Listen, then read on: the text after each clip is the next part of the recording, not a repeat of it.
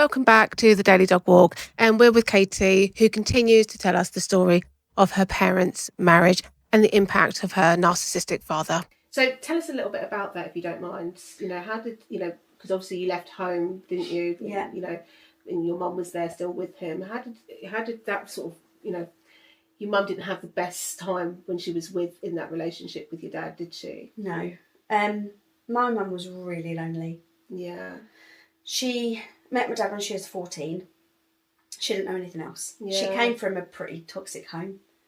And she met my dad, and, compared to what she was living, it was like he was her saviour. Yeah. Which plays perfectly, Mm-hmm. So off she goes with him, marries, has 2 kids. And from what I can tell from my aunt and uncle, I mean, you can imagine, I know, growing up, but, their early years, he was very controlling. Mm. He never really had to get that way with mum because she was conditioned from 14 So she was to do as she was told. So he wasn't. So how old was he then? If she was 14, how old was he? I think he was 20. I think he's 6 years older. Oh right, so there's quite Yeah. And it was quite normal back then. It was, yeah. Really normal back then. It wouldn't be like now a 20-year-old No. going out a 14-year-old to be arrested. Yeah, exactly. But, no, that was normal then, and he wasn't was it? never physically abusive to your mum then? I'd imagine he was. I mean, how could he not have been? Yeah. And I have seen him, well, I know now. Growing up, I didn't know, and I never saw it, but I know now. I've seen him in a temper throw her across the room because she was trying to calm him down because he was kicking off. And I went round there years after I come back from the States when I was just doing the thing where I had to pretend to be friendly so I could see my mum. Where I walked in one day and we sat down and he said, I need to tell you, and a friend of ours was there, I need to tell you what I did last night. I need to confess. Someone needs to know what a bastard I am. He wasn't confessing. He was boasting. But he said, last night your mum wouldn't shut up. She wouldn't shut up talking. I lost my temper and I got her by the throat and I threw her across the room. This is a 22 stone, 6-foot bloke and a tiny little woman. Proud to tell people. Yeah. And he made it out like, I need to confess. Someone needs to know how awful I am. He wasn't. He was boasting. Yeah, of course it was.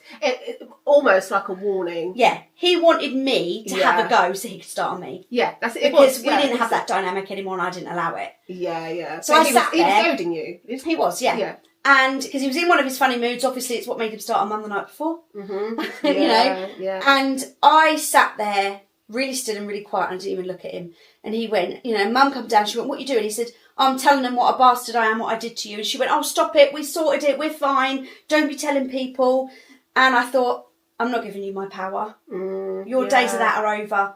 I can't help my mum because there'd been times in the past I'd called the police. And when they got there, she'd said, oh, she's just being dramatic. It's fine. It was just a silly family argument. So I know I can't help her. Yeah. Right. So I put my boots on. I'd stand up, didn't even speak. I just walked out. And as I walked out, I heard Mum go, Katie, where are you going? And I just left and went home. Because he's not getting any of that from me. Yeah. I knew what he was doing. Mm. So, yes, I know he did. Yeah. But he didn't have to do that often with Mum because Mum was very well conditioned and she did as she was told. Yeah. Her entire life was looking after him and doing what he needed. She'd sit down for a second and be like, you going to get me a cup of tea? Or, she'd try and talk to someone. I remember going around there on her birthday and we'd try to surprise her, and because we'd told him not to get something because we'd got it for her, we got there and he'd already told her. Because God forbid she have anything for her and it'd be about someone but him. Yeah. And we went round there, and this is the last time my partner Paul went round there. And we'd got her this little Victoria sponge cake and we'd bought some strawberries to put on the top. And we put a candle in and we were singing happy birthday to her. And he would hate a situation like that where the attention on the room's not on him. Especially her getting it. Yeah. So he started going, is that my strawberries? We're singing happy birthday to her. And he's going, Margie, where's my strawberries? And he's shouting and we're all just like, what is he doing? We're singing happy birthday to her. And he goes in the kitchen and finds we haven't touched his strawberries.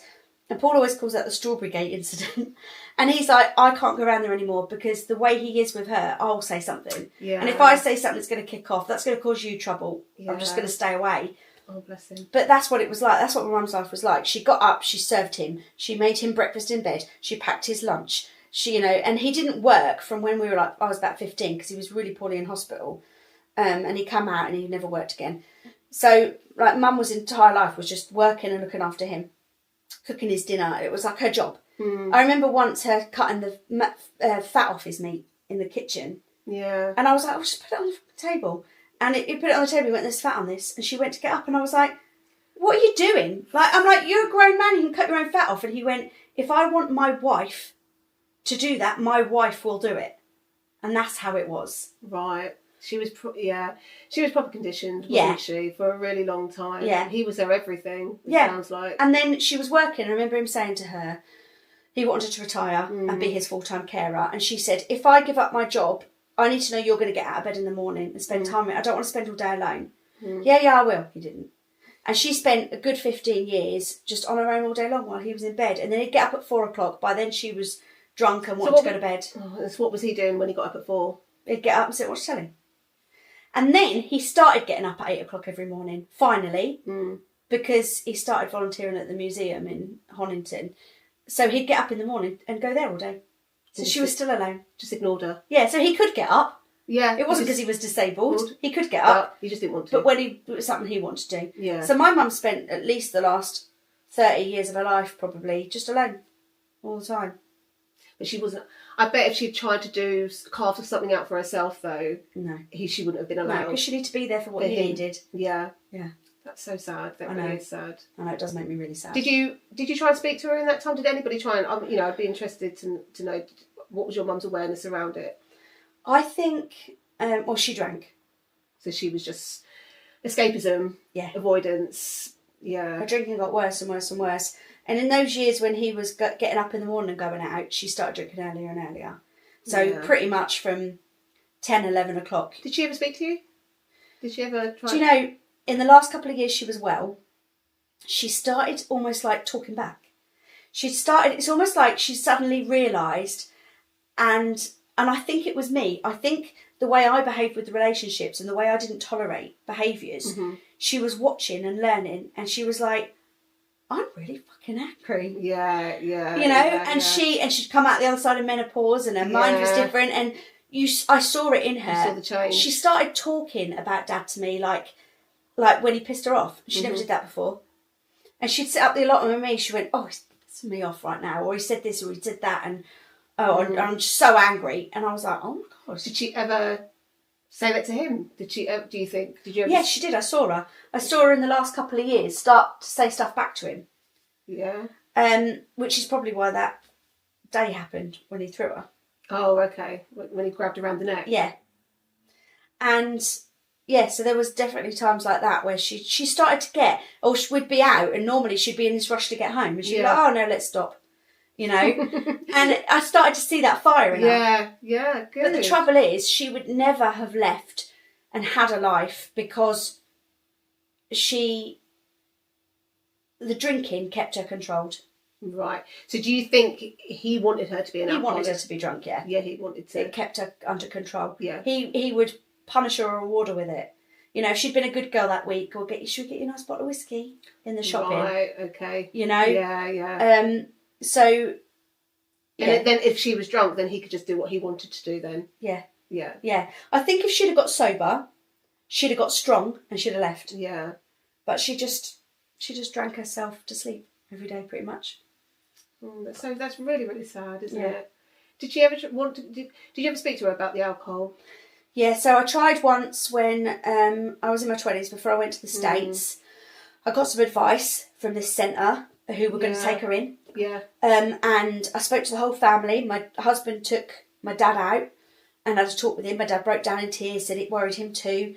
I spoke to my nan, my mum's mum, spoke to my sister, and we'd all decided to do this intervention. Yeah. And we'd agree. And it was the day after her wedding anniversary. It was the 15th of July. And we said, right, we're going to do this intervention. Everyone was in agreement. The day before our anniversary, I went round there, and my mum was really quiet and wouldn't speak to me.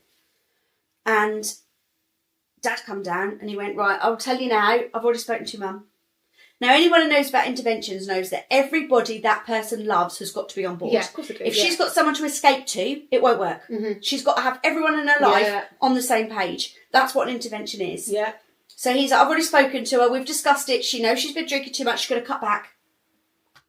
Now, I had this rehab coming around the next day to talk to her about going in, right?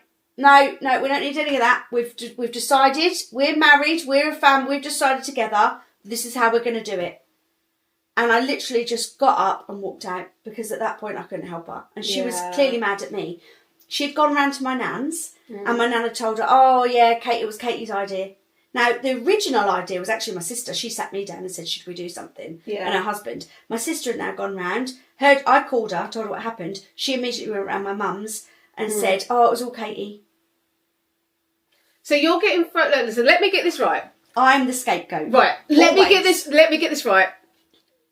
You've recognised, obviously, your mum's got a drinking problem, okay? You've gone out of your way. My sister sat me down and said, she's worried, should we do something? Yeah. So I've agreed and helped arrange it. And you've gone and arranged all of this, got the family together, got to get the intervention, you've got somebody coming round.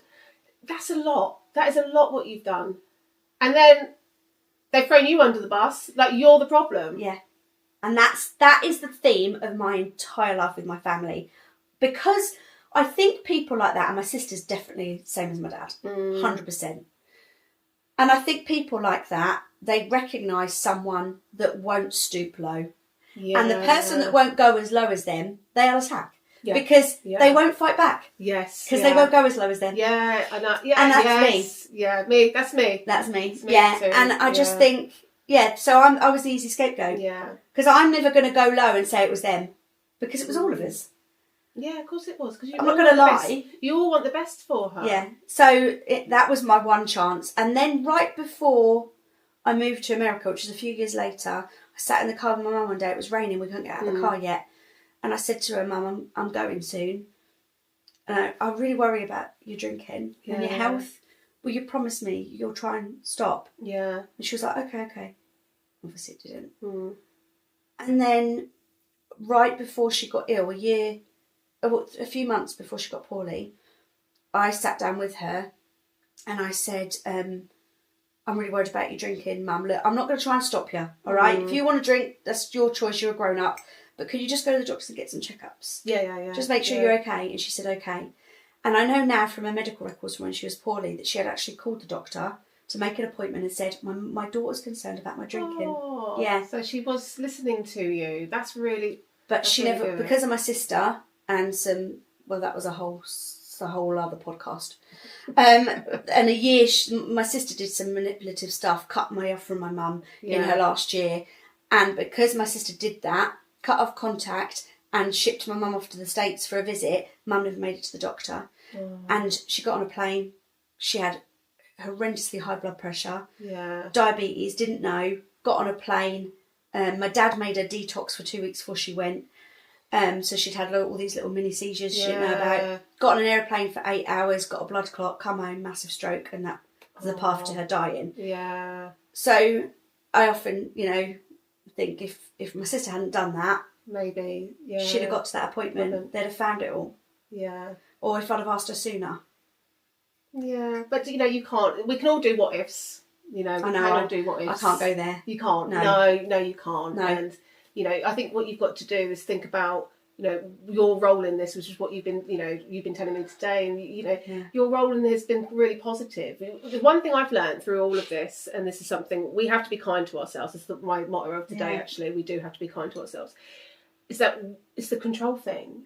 They have all this control, which they shouldn't have. Okay, but then we can't control how other people see us. What they should do, if they're doing the right thing. They have different values to us. We can't control that. We can't control any of that. Yeah. And that's what I've learned. And that's been my toughest thing, because all my life I've been saying to myself, well, why didn't they do the right thing? Why didn't they do the right thing? It's glaringly obvious to me what they should have done, but they didn't do it. And I've been sitting in this mental prison almost, like expecting other people to have the same values as me. And then I've realised they don't. There's, I'm the only person who thinks the way I think, and would do the things that I would do. And I've got to be proud of myself for making sure, that I have spoke up when I should have spoken up. Do you know what I mean? That's the only thing I can do. I'm in control of is me and my actions. Yeah. And I think as well, I have to, she said this to you not long ago, and I said it to my niece once. When you go down that road of why did they do, or I don't understand them. Yeah, you're never going to get any result from that. I said to her, the fact that you don't understand them is why you're okay. Yes. You know, yeah. You know, if you were to understand what went on in their brain, you'd be like them. Yeah. So every time you don't get them, feel great about that. That's a really good way of saying it. And it's so true. Like if you don't understand why they behave the way they do, good. Be grateful. But you should be proud because every step of the way you've stood up, you've done the right thing. You've done, you know, there's only so much you can do. Yeah. And your mum's her own person. I'll never feel like, especially with the way Mum died in the end, I'll never feel like I did enough. I'll always feel some responsibility for not speaking up or doing something. Yeah. But I also have to accept that, you know, Mum was an adult and she made choices. Exactly. This is what I mean. Yeah. And I know she was a victim. Mm-hmm. I know she was conditioned from a young age. It's almost a bit like Stockholm Syndrome. It is a bit, isn't it? 14 and 20. Yeah, she doesn't know anything else. She came from that life, you know. So I get that. But she still made choices. She had opportunities. People gave her opportunities. I know my uncle, when she was younger, he gave her a very large sum of money. He put it into a bank account and he said, if you ever want to leave him and get away, that's yours. I'm talking like tens and tens of thousands of pounds. And he put it in her name and he said, it's there for you. She never touched it. So she had opportunities to go. Yeah. You know, I remember when I was married, my ex-husband, he was emotionally unavailable and emotionally harmful. Amazing in a lot of ways, and I'm very grateful to him for the lessons of right and wrong he taught me that I hadn't been taught. You know, and I am, and for my girls. But he was really emotionally harmful, and I made a decision to get myself out of that and for my kids not to grow up in the atmosphere we were in. And I made that choice, and it was hard. But Mum never made those choices, you know, she made different ones. And I've got to remember she was an adult. Yeah. And, you know, she may not have made those choices had I given them to her. Yeah, true. You know, so I think Well, let me just double check.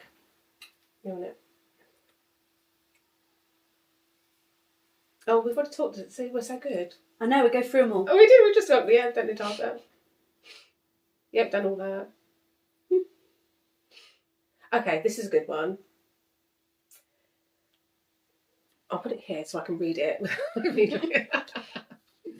I have got a question for you, and I think it's a really good one. If someone listening is thinking, this sounds like my life, what do you want them to know before we go any further? Next week, everything could be different. You know? Yeah. I've been at a point where I wanted it all to stop. I have. Yeah. I'm not sure I would have ever gone through with it, really. Yeah. Especially as my girls were, you know, I've got my girls and my granddaughter, and But I have been, and I've talked to you about this before. It's not really that I was suicidal, but I wanted the pain to stop. Yeah, I 100% understand. I needed it to stop. I couldn't. I got to the point where I couldn't take it anymore. And now I look at my life and think, God, if I'd have known then, and I'd have had a vision into the future and seen how happy I am now, and how peaceful I am now. And it can change like that. And nothing's ever the same. Nothing stays the same ever. Never. You know, Never. And you think it might be the when worst you're in it, place though, now. But when you're in it. Yeah, it just feels like it's never going to end. But oh my God, it will. It really will, yeah. And it will be so much better, and then it will be so much worse, and then it'll be so much better. And that's life, isn't it? Yeah. So wherever you are now, don't worry. Just wait. It will change like the weather. Yeah. I think that's the best advice, really, isn't it? Yeah. Really thank you for this, for coming on. I really appreciate it, because I know it sounds really bad, but listening to you it really makes me feel better. It really, really does. Because, and I know that sounds really bad. Well, I get it. Comfort from your, from some of your experiences. But I really resonated with what you told me today, because, I the same, having a narcissistic parent, it is different. It's, you are walking on eggshells all the time. Yeah. And, I'm going back to that place. Doing the podcast is, making me go back to those places and having those feelings. But, which we were talking about, makes you feel really lonely. So listening to somebody else who, we went to school together, and I didn't know what you were going through. I didn't know that I remember you coming to my house to stay. And I remember that being a bit of an ordeal to get you to be able to. Yeah. But you did. You come to stay. Yeah. And you might have looked at us and gone, oh, this is really nice. Yeah, I probably did. I had friends that were like, oh, you're so lucky. Your parents are so lovely. You had parents, so I thought everybody who had parents was... Thank you for listening. And in the next episode, we're going to be talking more about narcissistic parents and how that's affected us growing up in our adulthood. Take care, and we'll see you in the next episode.